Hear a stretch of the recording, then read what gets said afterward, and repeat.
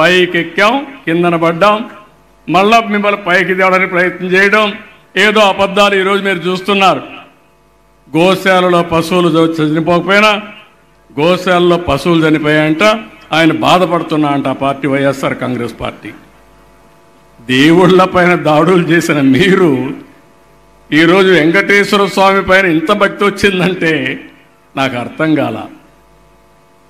ఎప్పుడు వెంకటేశ్వర స్వామికి సాంప్రదాయాలు పాటించిన మీరు, నాలాంటి మా ఇంటి దేవుడు వెంకటేశ్వర స్వామి అప్పుడప్పుడు బాధ కలుగుతుంది ఆయనకు అపవిత్రత కలిగినప్పుడంతా.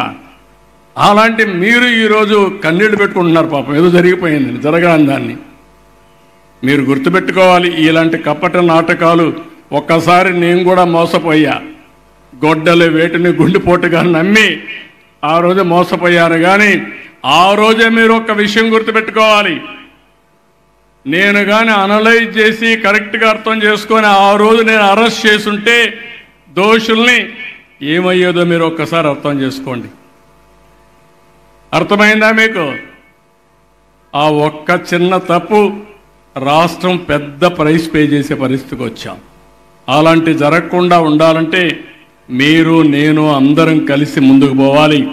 ఇలాంటి పవిత్రమైన కార్యక్రమం, పవిత్రమైన దినం, పండుగ రోజు మన అందరం కూడా దీనికోసం ఆలోచించాలి. ఇంకొక పక్క అప్పుడప్పుడు అవతల వాళ్ళు చేసే కుట్రల్ని కుతంత్రాల్ని ప్రజా చైతన్యం ద్వారా ప్రజల్లోకి తీసుకుపోవాల్సిన బాధ్యత కూడా ఉంది.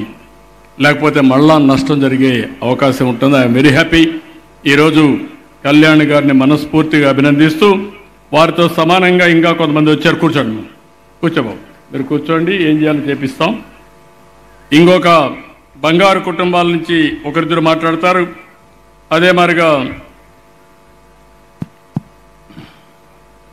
దేశు సూర్యప్రకాశ్రావు, శ్రీలతా పరమేశ్వరి స్పిన్నింగ్ మిల్స్, రండి మాట్లాడండి. మీరు ఏం ఇట్రా అమ్మా, మైక్